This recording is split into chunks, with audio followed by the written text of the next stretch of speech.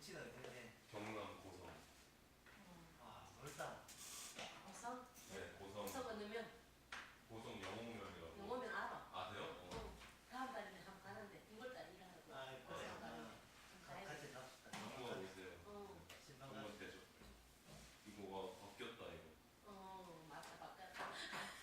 아이고 많이 컸네. 아 지금 오늘 어디서 왔는데? 거기서. 고성 영어에서 네, 영호. 차 타고 왔나? 네, 차 샀거든요. 네, 차라도 왔나? 차 끌고 왔어. 이제 사람 때문에 갔다 와. 차 끌고 멀리 너무 왔네. 아프기만 했어요 군대 가서. 아프니까 천추 이제. 정말 무기력함을 많이 느꼈어요. 너무. 다음에는 고성에서 올 때 차 가져오지 말고 차를 가지고 영어에서 고성 가가지고 고성에 차댈 때 많거든. 네.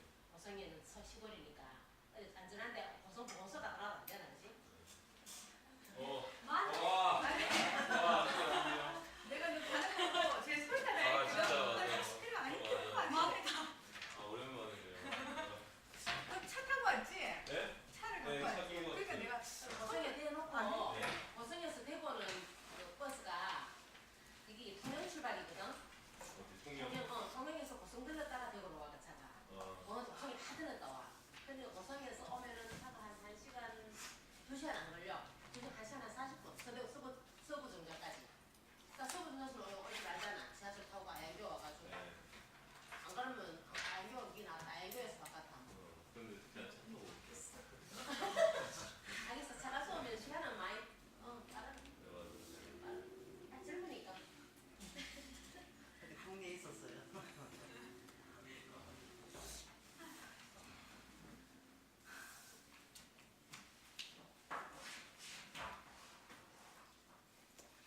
술은 어디서 받았는데? 논산. 집에서 나가고 있어. 논산.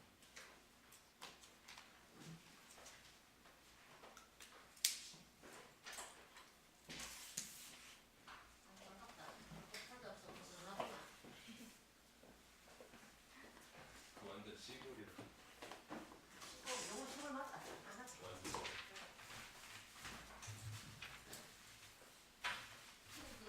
이거 잘.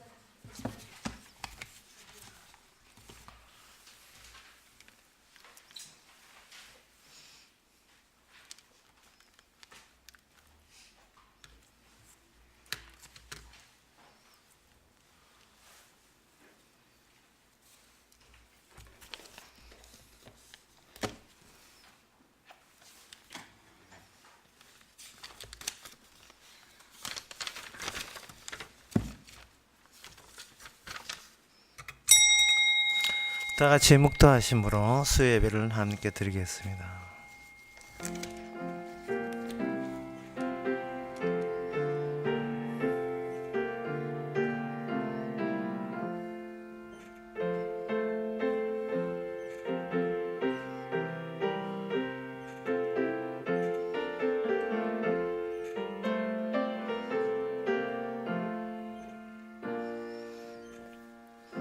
내가 산을 향하여 눈을 들리라. 나의 도움이 어디서 올꼬? 나의 도움이 천지를 지으신 여호와에게서로다.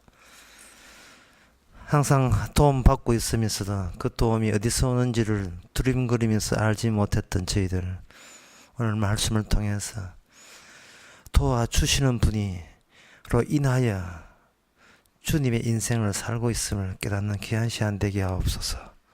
예수님 이름으로 기도합나이다. 아멘. 찬송가 307장 합시다.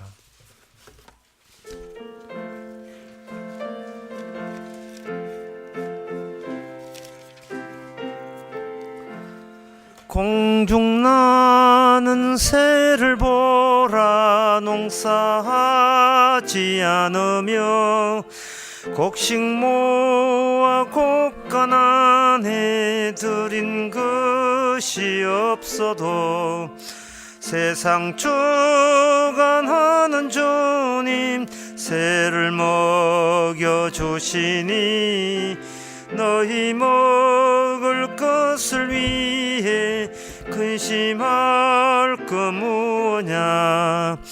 들의 백합화를 보라. 길삼수고 안에도 솔로몬의 입은 옷도 입고만 못하였네. 아궁 속에 던질 풀도 깊이 시거든. 사랑하는 자녀들을 입히시지 않으랴. 너희들은 세상에서 무엇 먹고 마시며 무슨 옷을 입고 살까 염려하지 말아라. 이는 이방 사람들이 강구하는 것이요 너희 하늘 아버지는 너희 있을 것 아신다. 너는 먼저 주의 나라 그의 의를 구하면 하나님이 모든 것을 너희에게 주시리. 매일 이를 위하여서 미리 염려 말지니 내일 염려 내일 하라. 오늘 고생 족하다. 이 시간 우리 한마음으로 기도합시다. 우리가 이 세상에 살면서 온갖 불편함을 감수를 해야 됩니다. 이유가 주님께서 고생하신 곳이고 주께서 고생하시면서 통과하신 곳이고 그리고 우리가 이 세상의 사람이 아니기 때문에 딴 동네이기 때문에 각종 삶의 불편과 어려움과 힘듦은 우리가 감수를 하고 그걸 통해서 더 높은 나라 하늘나라를 사모할 수 있는 그런 기회가 된다음을 깨달을 수 있도록 다 같이 기도합시다.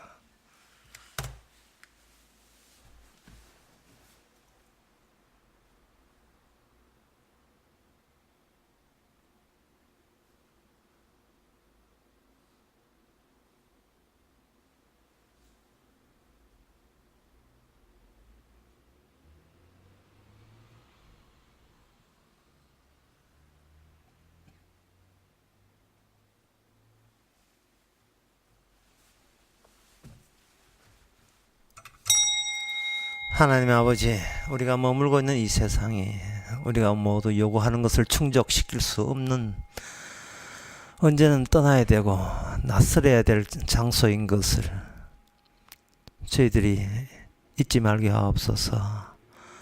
마치 이 세상이 영원한 고향인 것처럼 여기지 않게 하시고 떨어져야 될 다른 동네인 것을 날마다 각인할 수 있는 느낄 수 있는 저희들 되게 하옵소서. 예수님의 이름으로 기도합나이다. 아멘.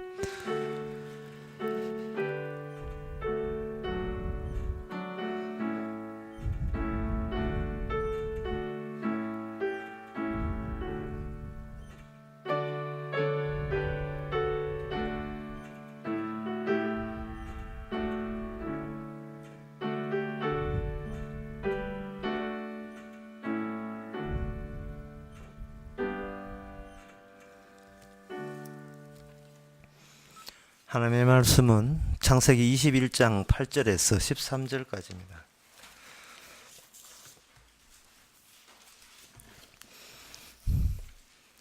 구약 성경 26페이지입니다. 아이가 자라매 젖을 떼고 이삭의 젖을 떼는 날에 아브라함이 대연을 배설하였더라. 사라가 본즉 아브라함의 아들 애굽 여인 하갈의 소생이 이삭을 희롱하는지라. 그가 아브라함에게 이르되 이 여종과 그 아들을 내어 쫓아라. 이 종의 아들은 내 아들 이삭과 함께 기업을 얻지 못하리라 하며 아브라함과 그 아들을 위하여 그 일이 깊이 근심이 되었더니 하나님이 아브라함에게 이르시되 내 아이나 내 여종을 위하여 근심치 말고 사라가 내게 이른 말을 다 들으라. 이삭에게서 난 자라야 내 시라 칭할 것이니라. 그러나 여종의 아들도 내 신이 내가 그로 한 민족을 이루게 하리라 하신지라. 아멘. 예, 어떻게 보면 한 가정에 있어서의 아내가 2명이 됐을 경우에 반드시 여기서 시기와 질투가 발생된다는 것은 상식입니다. 한쪽이 자식이 없으면 기가 죽게 마련인데 드디어 본처에서 자식이 낳습니다. 그러면 먼저 난 자식이 있고 뒤늦게 낳은 본체의 자식이 있을 때 이것은 독보적으로 아버지의 유산을, 아버지의 그 집안을 누가 이을 것인가 경쟁자가 생긴 셈이죠. 비율은 2대 1입니다. 둘 중에 하나는 그렇게 되는데 여기서 그 본처되는 이 사라가 자기 여종의 소생 남편의 이제 첩으로 들어왔죠. 그 여종의 소생과 더불어서 그 여종을 내어 쫓아놨고 남편에게 강력하게 요구합니다. 쉽게 말해 기분 더럽다 이 말이죠. 예, 거추장스럽다 이 말입니다. 그럴 때 아브라함이 잠시 근심을 했는데 거기에 대해서 하나님께서 아브라함에게 계시하시기를 그게 근심할 일은 아니다. 네 아내 말대로 내어 쫓아라. 이렇게 된 상황입니다. 여기서 보게 되면 아브라함의 가장이죠. 아브라함이 가정의 가장이지만 주도권이 가장인 아브라함에게 주어진 게 아니고 여자 사라에게 주어졌다는 인상을 강하게 느끼게 되죠. 그것은 바로 창세기 3장에 보면 여자의 후손과 뱀의 후손이 싸우게 된 마당에서 그 여자의 후손과 여자의 후손은 반드시 그냥 여자의 후손으로 드러나는 것이 아니고 짝이 있게 말입니다. 그 짝이 있는데 그 짝은 이미 정해져 있습니다. 뱀의 후손. 하나님께서 여자의 후손과 뱀의 후손이라는 약속을 이야기할 때는 그런 구체적인 현상은 차후로 계속 미루어지는 거예요. 먼저 선언부터 먼저 해놓고 그 하나님의 그 선언에 맞추지는 역사가 펼쳐지는 겁니다. 그 맞춰지는 역사가 구체화되는 역사와 여자 후손과 뱀 후손이라는 하나님의 절대적인 그 기준 사이에 그 연결고리가 있는데 연결관계되는 연결고리가 있는데 그것이 바로 언약이라는 겁니다. 하나님의 언약. 그렇다면 이 역사에 흐르는 것은 하나님의 언약대로만 흘러가게 되어 있어요.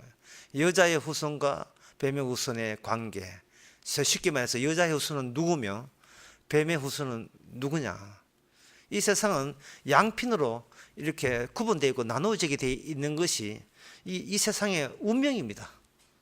이 하나님이 정해진 거니까 운명이죠. 그런 두 표로 나누어졌을 때에 그 두 표로 나누어졌다는 게 그 한 패는 무엇이며 한 패는 무엇인가를 우리가 뚜렷이 알아야 되는데 그 아는 그 방법은 알 수 있는 그 계기는 우리가 본부로 돌아와야 돼요.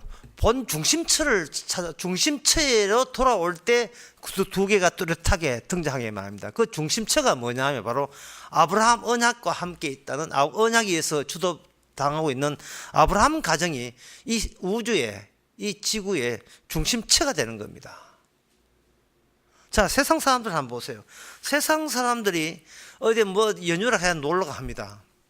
놀러 가면서 연주 끝나면 다시 어디로 가느냐 하는 거죠. 자기 고향으로 돌아오죠. 자기 직장에 있는 곳이나 자기가 스스로 생각하기를 자기 중심처럼 보는 겁니다. 자기가 다시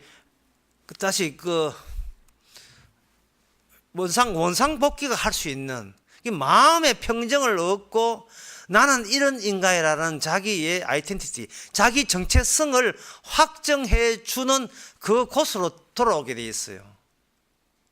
근데 그 세상 사람이 그 중심처라 여겼던 것은 어디냐 이 말입니다. 우리나라 보면 중심처가 어디냐 하면 서울이에요. 왜? 거기에 사람들이 제일 많이 몰려있기 때문에. 서울서 직장생활 하다가 연휴 많아서 경남 고성 갔다가 다시 이제 서울로 다시 돌아오고, 저 목포나 저 한번 갔다가 다시 서울로 돌아오고. 나의 삶을 보장할 수 있는 중심처는 항상 지금 내 직장이 있는 곳이고 내 가정이 있는 곳이에요. 그렇다면 그 서울이라는 중심처가 북한에 핵이 박살 나가지고 다 죽는다면 그럼 어디로 가야 되죠? 불안불안하는데 사드 가지고 막아낼 수 있습니까? 국군 장병 여러분 답변해 보세요. 이 국군 장병인지 모르겠다. 사드가 막아낼 수 있습니까? 안 되지요. 그러니 인간은 평생을 살아도 자기 하나 지킬 수 있는 중심처가 없는 거예요. 의존했다가 저 길했다가 안철수 찍으려고 하다가 홍준표 찍으려고 하다가 문재인 찍으려고 심상은 별로 없다마는 자꾸 이렇게 뭔가 마음에 영원히 내가 안식처를 그냥 다 던져도 안심 푹 놓을 수 있는 그 중심처를 찾지를 못해서 근원적으로 걱정하고 힘들어하고 정신적으로 불안에 빠져 있습니다. 서울에 있다가 고향 가보세요. 옛날에 고향은 부모가 젊었어요. 온다면 맛있는 거 다 해줘요. 그런데 자기 나이 한 60대에서 가보세요. 이 골골 해가지고 가지 말고 손 붙들면 이거 뭐 늙은 부모 놔두고 가는데 불효자 같기도 하고. 가면서 우리 아버지는 왜 그렇게 오래 사는지 모르겠다는 거. 푸념이나 내놓을 수밖에 없고. 그러니까 세상 모든 것이 산다고 해서 더 행복해지는 것이 아니고 산다고 하면 짜증날 일이 점점 더 많아지는 겁니다. 첫째는 전에 나의 고향이라는 다복한 고향, 안정성 있는 그냥 나를 보금자로 여겼던 그걸 보장해 주던 그 부모님들이 이미 쇠퇴했다는 거. 믿을 만한 분들이 못 된다는 거. 두 번째는 본인의 건강이, 육신의 건강이, 머리는 휘어지지요. 관절은 다 아프지요. 자기한테 도움 요청하는 자식은 있지요. 자기 몸은 피곤해지지요. 우루사 해가지고 될 문제가 있으면 걱정 안 합니다. 아로나민 뭐 골드, 백날 뭐 봐야, 그것도 어느 젊은 나이지. 나이 돼가지고 아로나민 골드 백날 뭐 봐야, 이게 되지도 않아요. 몸은 망가지지요. 자기 쳐다보는 사람은 한둘이가 아니죠. 모든 게 짜증이 나죠. 세월이 가면 갈수록. 도대체 내가 왜 살았는지, 무엇을 목적으로 달려왔는지, 나는 지금 어디로 가는지 없어요. 중심체가 없습니다. 그래서 성경이 이야기합니다. 아브라함 언약이 인간의 영원한 중심체가 된다는 겁니다. 결국은 나 하나 설명해 주기 위해서 온 우주가 다 동원된 거예요. 하나님의 모든 언약이 네가 지금 어디를 헤매고 있고 네 마음 갈 곳이 없는 이유가 중심처를 놓쳤기 때문에 갈 곳이 없다는 거예요. 네가 원하는 중심처는 전부 다 내가 다 폭격을 해가 다 부숴버리는 거예요. 그거는 가짜였던 겁니다. 다시 말씀드립니다. 정심처에 돌아와야 아는 것은 뭐냐면은 그 중심층에서 주께서 실시하시는 원칙이 알아야 됩니다. 원칙은 여자의 후손과 뱀의 후손의 갈등이에요. 여자의 후손과 뱀의 후손. 그런데 중심체에 오지 아니하면 나 행복하면 이게 뱀의 후손이든 악마든 상관없이 무조건 나 이뻐하고 나 사랑하고 나 도와주고 경제적 후원해주면 이게 한피 돼가지고 그게 영원한 세상의 중심처라고 온플러스를 가지 세상의 중심이라고 착각을 하게 돼 마련이에요. 오늘 본문을 우리가 이렇게 보게 되면 두 가지 질문을 머리가 좋은 사람은 하게 됩니다. 뭐냐 하면은, 왜 상속자가, 아브라함 언약의 상속자가, 아브라함의 언약의 축복을 받으니까, 언약을 받으니까 언약의 상속자인데, 왜 언약의 상속자가 두 명이나 되느냐, 이 말. 헷갈리게. 처음부터 이스마엘을 낳겠다 할 때 하나님께 강력하게 저지해서 못 놓게 하고, 그냥 처음부터 이삭 낳아가지고 이삭에게 아브라함의 약속을 물려주면 얼마나 일이 상큼하게 깔끔하게 이가 처리되거든요. 아브라함 이삭이 중심처구나. 하나님의 복이 거기서 있구나. 우리를 기다리고 있구나. 그 안에 들어올 때 우리는 여자의 후손 되지 뱀의 후손 아니구나. 이 모든 것이 정리가 되는데 왜 두 명이냐 이 말입니다. 더 중요한 문서는 왜 둘이가 되면 안 되느냐 하는 거예요. 이게 어려워요. 왜 둘 되면 안 되는가. 왜 둘 다 이스마엘과 이삭 둘 다 아브라함의 육신의 자식이에요. 그것 때문에 오늘 본문에 보면 아브라함이 갈등하고 있거든요. 지가 낳은 자식을 네가 찬다 하는 것은 이거는 부모론 도리로서 이거는 더 윤리 도덕으로 용납이 안 되잖아요. 비록 하녀라 하지만 그 하녀가 그냥 하녀입니까? 자기 자식을 낳아준 하녀인데 그걸 내치면 이건 인간된 도리로서는 이거는 말이 안 되지요. 그건 죽으란 말이지요. 그럼 결국 이용해먹은 거 되잖아요. 이용한 거. 얍사박이 짝이 없다 말이죠. 아무리 생각해도. 이거 귀한 내 자식 이스마엘 낳아줘서 고맙다 할 때는 언제고? 이제 와서 너는 상속자 아니니 내치겠다. 그러면 그 이스마엘 쪽에서 하갈 쪽에서 분명히 뭐 합니까? 같이 옆에 있으면 왜 안 되는데요? 분명히 이래 나오네요. 같이 옆에 있으면. 같이 옆에 붙어 있겠습니다. 내가 상속자로 처신하지 않겠습니다. 이미 권세에서 본처한테 밀렸으니까, 권세는 갑이 되고 우리는 얼로서도 붙어 있어서 살기만 해주시면 고맙겠습니다. 분명히 내는데 그게 아니고 같이 있으면 안 된다네. 같이 있으면. 함께 있으면 안 된다. 함께 하나님의 언약 축복을 받을 수가 없다는 거예요. 이 문제가 정말 이게 참 설명하기가 참 이게 난처가 어려워요. 하지만 해야 되잖아요. 이게 굉장히 복잡하더라도 해야 돼요. 지금 제 던진 문제 다시 한번 제가 상기시키겠습니다. 왜 둘 다 상속자가 되면 안 되는가? 왜 꼭 하나이어만 하는가?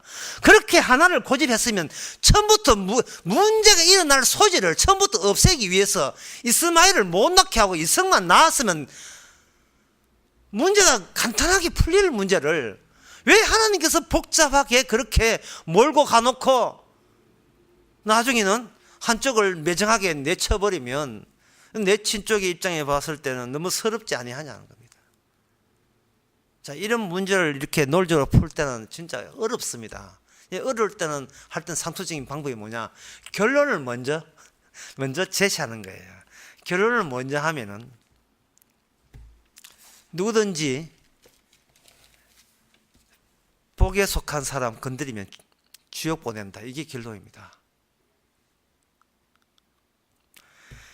두 사람의 상속자, 우리들 인간들 보기에는 이스마엘도 상속자요, 이삭도 상속자. 두 사람의 상속자로 보일 때에 두 사람의 상속자에게 하나님께서 그 둘을 다룰 때 원칙을 달리 적용해 버립니다. 뭐냐 하면은 한쪽 이스마엘은 얻어 터져도 맞아도 사다 이렇게 해버리고 한쪽 아들은 조금만 털 하나 건드려도 지옥 보내버립니다. 지옥을 보내버려요. 불공평하게 이럴 데 없어요. 불공평하게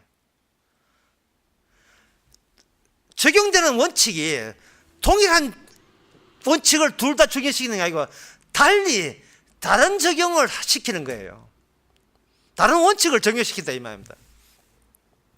예, 그걸 설명하기 위해서 출애굽기 21장 24절을 한번 잠시 보겠습니다.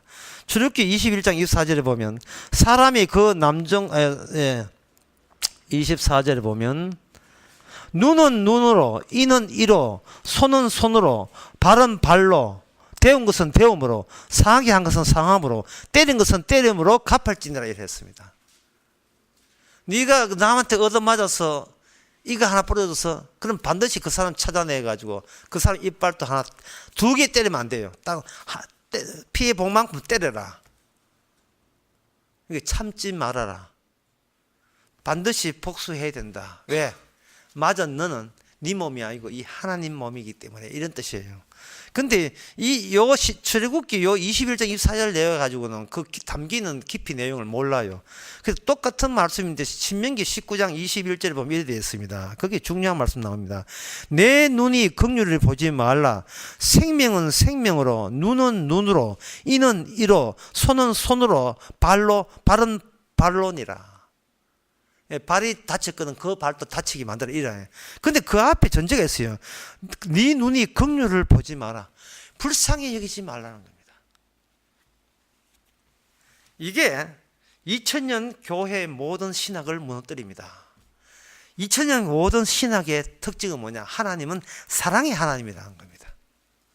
그러나 성경의 하나님은 그런 하나님이 아니고 사랑하지 않는 하나님이에요. 불쌍히 여기지 않는 하나님입니다. 왜냐하면 이 세상은 인간은 범죄하고 난 뒤에 자기를 범죄한 것은 생각 안 하고 범죄를 했던 어떤 간에 무조건 긍휼을 여겨야 되고 무조건 우리한테를 사랑해 줘야 하나님을 자체적으로 생산해냈습니다. 하나님의 진짜 하나님은 우리를 불쌍히 여기를 필요가 없는 하나님이라는 생각을 감히 어느 누가 감히 그 생각을 제가 보기에는 한 사람이 없어요. 그렇게 한 사람이 신학자 중에서는 없어요. 지옥불 백날 이야기해도 그 사람들은 안 믿습니다. 천국부터 먼저 계산하고 있어요. 천국부터 들어간다. 사랑의 하나님이 사랑으로 들어간다. 마치 지 세상인 것처럼 당연히 따난 당상인 것처럼 교회 등록하면 천당 가는 것처럼 성만찬 떡하고 잔 마시면 오늘 죽으면 천당 가는 것처럼 그런 식으로 호객 행위를 한 거예요. 호객 행위를 예배당 지어놓고 꽉꽉 채운 겁니다. 성도는 절대로 세상 사람들을 불쌍히 여기서는 안 된다는 원칙이에요. 하나님이 세상 사람을 불쌍히 여기지 않기 때문에. 왜 불쌍히 여기지 않아야 되느냐 하면은 네가 너를 볼 때의 원칙과 네가 남을 볼 때의 원칙은 이게 달라야 된다는 겁니다. 하나님의 언약이 도달된 사람은 하나님의 긍휼로 구원받았기 때문에 이거는 특별히 너에게 갔기 때문에 너에게 간 것을 남한테 기마에 쓰지 말아요. 예? 지 받은 것 가지고 남한테 하나님이 특별히 줬는데 자기는 특별히 준 걸 알고 지가 마치 그걸 하나님이 주신 것을 남에게 나눠줄 수 있는 그런 권한 또 유인받는 것처럼 착각해가지고 중복기도 한다고 난리 불쌍히 여긴다고 난리예요. 네가 제대로 사랑을 받았으면 절대로 남을 불쌍히 여기거나 남을 사랑하지 않을 것이다. 왜? 그 사랑의 질을 그 사랑이 어떤 사랑인지 네가 안다면 그걸 안다면 너는 남을 사랑해서는 안 된다는 겁니다. 그러나 인간은 아까도 이야기했죠. 인간은 이미 그런 하나님은 숨어있는 하나님이기 때문에 인간의 자체적으로 생산된 하나님이 있습니다. 그건 뭐냐 하면 사랑의 하나님이에요. 나를 사랑해주는 하나님, 나를 사랑해주는 하나님을 나는 선호하고 있고 따라서 내가 얼마든지 하나님을 사랑할 수 있는 자질이 있다고 여기기 때문에 다른 사람도 사랑해주는 겁니다. 따라서 이런 인간에게 하나님께서 언약 이름으로 구원을 하려면 어떤 현상이 나느냐 하면 핍박을 받아야 돼요. 누구한테? 바로 내가 사랑했던 자로부터 핍박을 받아야 됩니다. 그것이 바로 사도 바울에 의해서 나온 유명한 신비로운 이야기입니다. 갈라디아서 4장 29절의 이야기입니다. 갈라디아 4장 29절에 보면 그러나 그때 육체를 따라 난 자가 성령에 따라 난 자를 핍박한 것 같이 핍박 없는 구분은 없다는 겁니다. 핍박받음이 경계선이 되고 구분점이 된다는 거예요. 두 개를 가르는 가름점이 된다는 거예요. 핍박이라는 게. 핍박이라는 것은 하나님이 개입했기 때문에 비로소 벌어지는 거예요. 핍박이 없으면 누가 성령을 받은 사람인지, 누가 성령 받지 못해서 육체로 해서 지옥 갈 사람인지를 핍박이 없는 상태에서는 알 도리가 없다는 거예요. 그런데 그 핍박을 일어나기 이전에는 핍박이 일어날 이유에 대해서 당사자가 전혀 알 수가 없습니다. 왜? 좋은 게 좋기 때문에. 이스마엘도 내 자식, 여기 이삭도 내 자식.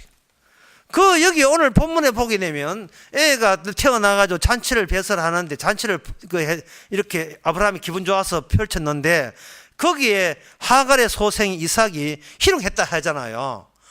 아이고, 한참 까불 나이 아닙니까? 그리고 거기에 있는 막 태어나는 게 이삭이 핍박을 알겠어요. 예. 아무것도 모르거든요. 노래만 부르지 아무것도 모르노. 노래 부르는 것도 몇 개월 돼야 노래 부르는. 아무것도 모르고, 예. 그냥 본능사는 뭐 알겠어. 그 얘한테 무슨 핍박과 핍박받음의 관계가 생기겠습니까? 그런데 하나님께서는 요 대목을 바로 이 인류가 두 조각 나는 절대적인 하나님의 기준점 개입으로 보시는 거예요. 하나님이 이렇게 기준점 개입을 함으로써 누가 놀라느냐 하면은 오히려 주변에 있는 점잖은 자들이 하나님을 사랑한다고 자부하는 사람들이 놀래버려요. 당황하게 됩니다. 아브라함이. 좋은 게 좋잖아요. 가정의 평화가 중요하지 않습니까? 그런데 이게 지금 이 사라가 아까 설교 처음으로 돌아갑시다. 이 본문의 주도권이 누구냐? 아브라함에게 있는 것이 아니고 사라한테 있죠. 그 사라가 희롱하는 거 있다고 해가지고 아이고 잘 됐다. 어디 빌미 없는가 했더니만 저거 14살 먼저 형이 동생 이거 갖고 노는구나. 이참에 잘 돼. 이참에 내쫓자. 적어도 그 나이가 그만큼 90이 넘은 인간 같으면요 그렇게 심하게 나오면 안 돼요. 14살 19살 문화가 무슨 철이 있습니까? 잘 달려가지고 앞으로는 그러지 말에 동생 귀엽게 해줘래 어쩌 이렇게 해가지고 좋게 지내면 될 문제입니다. 근데 사라는 뭐냐 하면은 독해요. 아주 마음씨가 독하기 짝이 없어요. 야, 그냥 질투의 화신이에요. 질투의 화신. 노렸어. 한번 보자. 노렸던 거예요. 노렸는데 그 14살 문화가 무슨 철이 있으면 그 동생과 갖고 이렇게 어린 동생이 결혼했다고 그걸 빌미로 해가지고 그 애만 사는 게 아니고 그 애미도 같이 나가! 이런 식으로 자기 남편한테 억압을 해가지고 남편을 고민하게 만들고 이렇게 했다는 거.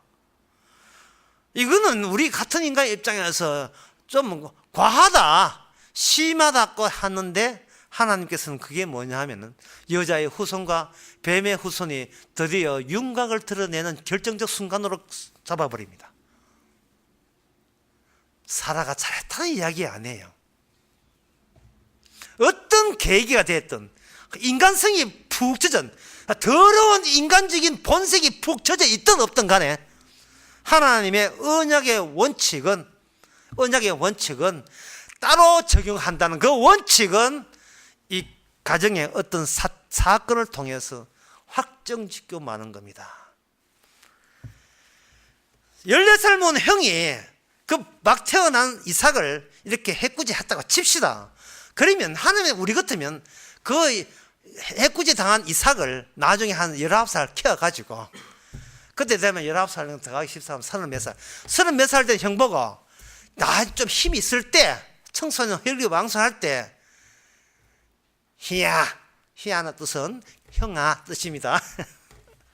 희야, 그때 내 어릴 때 뭐 아무것도 모를 때 내 희롱했지.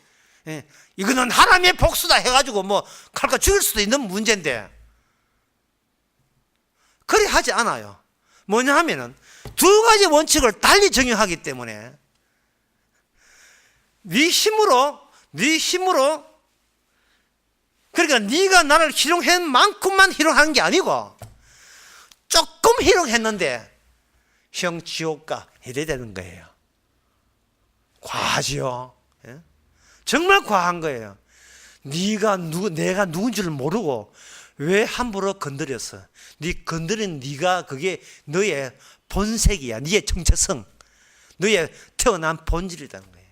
쉽게 말해서 길에서 어떤 사람을 길에든 누구든 만나든 둘이 딱 만나는 순간요, 그 사람의 과거가 다 튀어나옵니다. 누굴 만나든 서울에 그 가락교회 가는데 가락교회 공부 참석하시는 어떤 청년이 계신데 한때 그분이 홍준표 밑에서 놀았답니다. 놀았대요. 홍준표 밑에서 놀았는지 함께 있었답니다. 두 사람이 이렇게 만나게 되면 그 사람의 과거가 나와요. 홍준표 그 사람 욕 잘한다는 거예요. 그거는 뭐 이미 방송에 나왔죠. 예. 방송에 차마 XX로 나왔지만, 예. 누굴 만나든 그 사람의 과거가 처음에는 전부 다 위장을 하고 메이크업을 하기 때문에 몰라요. 근데 만나고 난 뒤에 조금씩 이렇게 만나기만 합니까? 섞이고 하나가 되면서 그동안 몰랐던 과거가 다 나옵니다. 참 결혼이라는 것이 미쳐야 할 수 있는 이유가 거기 있어요. 몰라야 결혼하는 이유가 거기 있어요. 그 사람이 어떤 사람인지는 살아보고 알아요. 처음 만날 때는 모른다니까요. 자기가 일방적으로 원했던 것만 해요. 이삭이 어떤 거냐? 이삭의 과거는 이삭은 살아본 적도 없어. 이삭은 몇 살도 못했고요. 이 세상 몇 살? 이삭의 과거는 누가 지고 있는가 하면 여호와 하나님이 지고 있는 거예요. 이삭이 얼마나 대단한 아이인지는 이삭에 대해서 희롱만 해도 지옥 가게 만듭니다. 오늘날 성도 건드림이 지옥 가는 것처럼.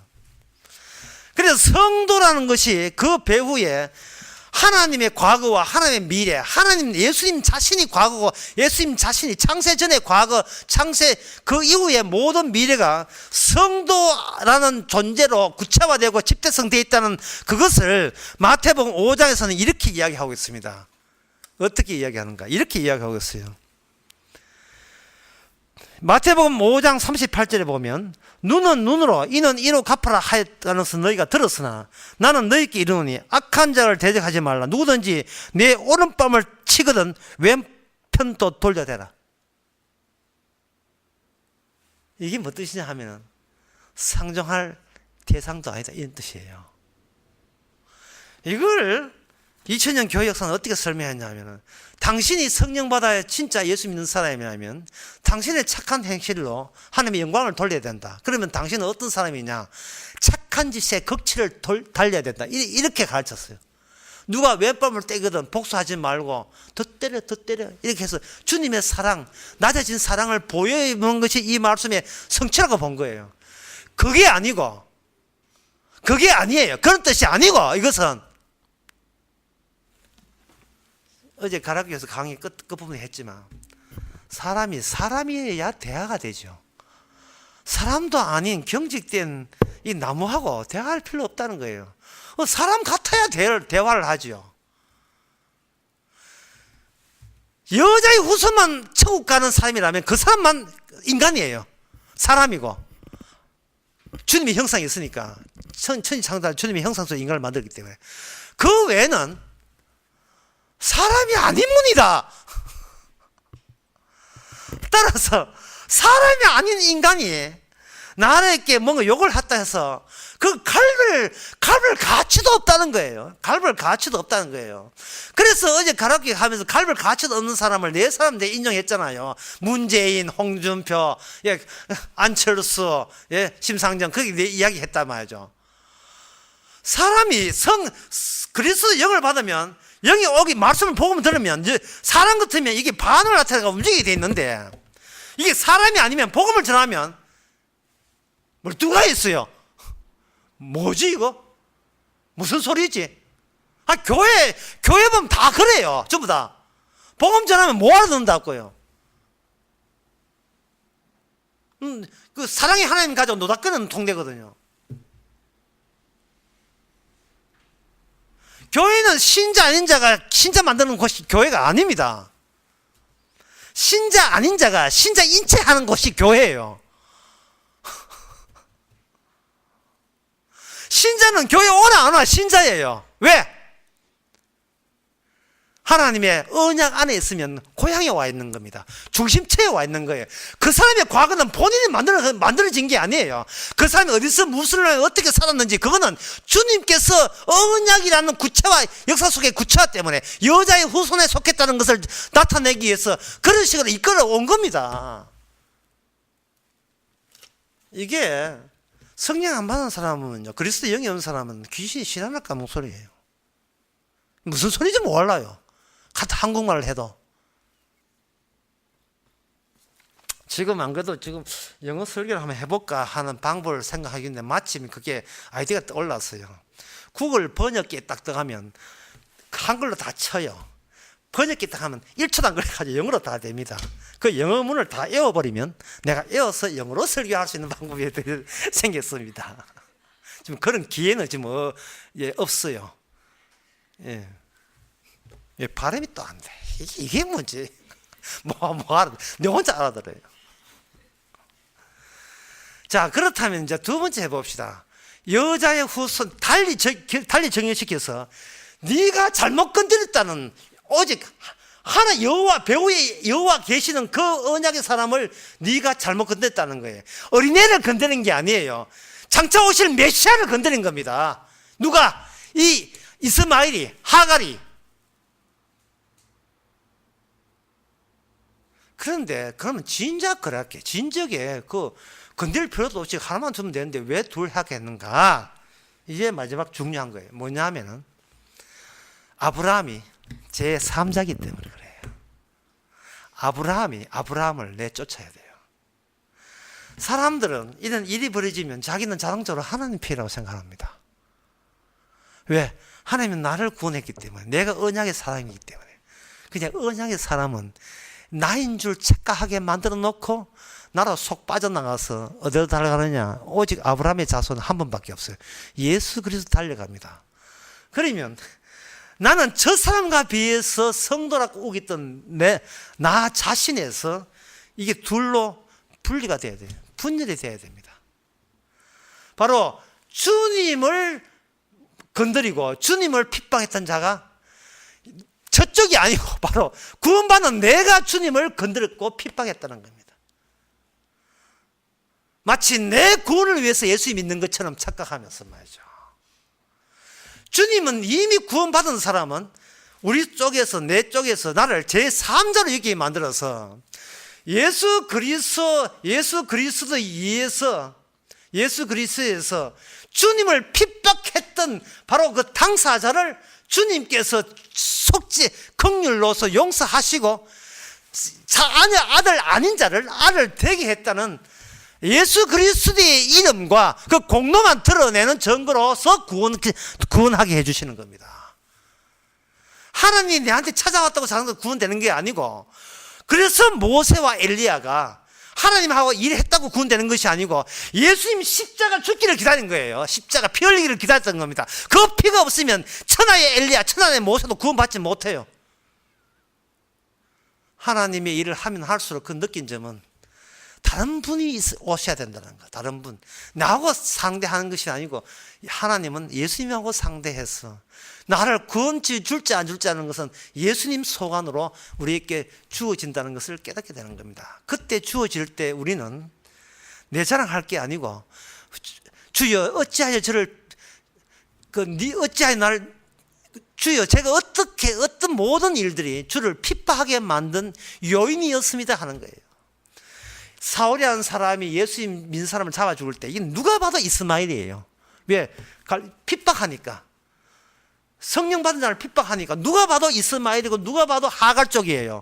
그런데 주님이 찾아오니까 세상에 그 조건이, 그 조건마저 예수 그리스도 사람 되기 위한 조건인 줄 누가 알았겠습니까? 천하 이단도 마지막 죽을 때 성령 임하면 구원 받습니다.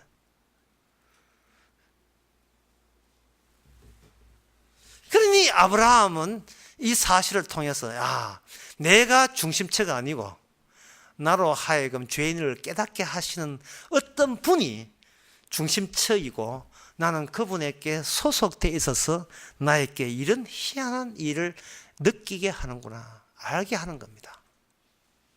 성도의 가정이라 하는 것은 자기 자랑하는 믿음 자랑하는 게 아니고, 믿음은 틀려야 돼요.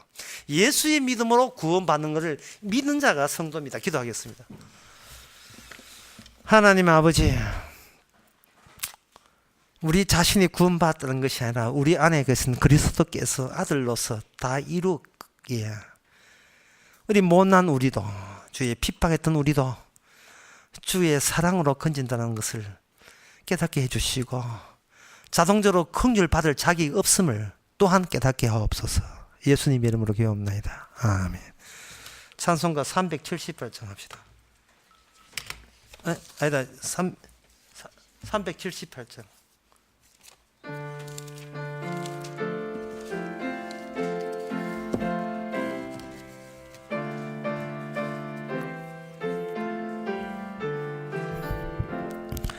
이전에 주님을 내가 몰라 영광의 주님을 비방했다.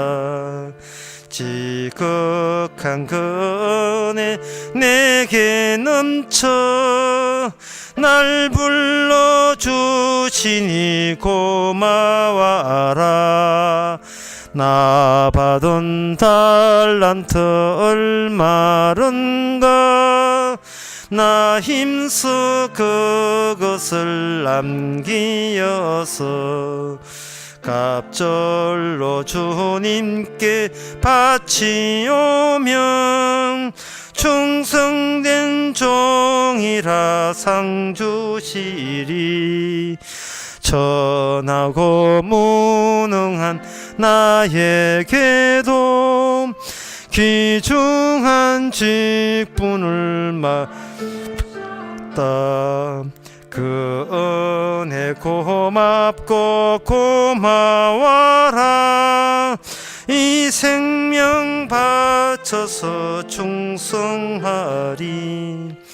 내 하는 일들이 하도 적어 큰 열매 눈앞에 안 베여도 주님께 죽도록 충성하면 생명의 면류관 얻으리라. 기도합시다. 지금은 우리 주 예수 그리스도 은혜와 하나님의 크신 사랑과 성령의 충만하심이 내가 만든 과거가 아니라 주님의 과거, 십자가의 과거인 것을 깨닫는 모든 성도에게 주의 이름으로 축원하나이다. 아멘.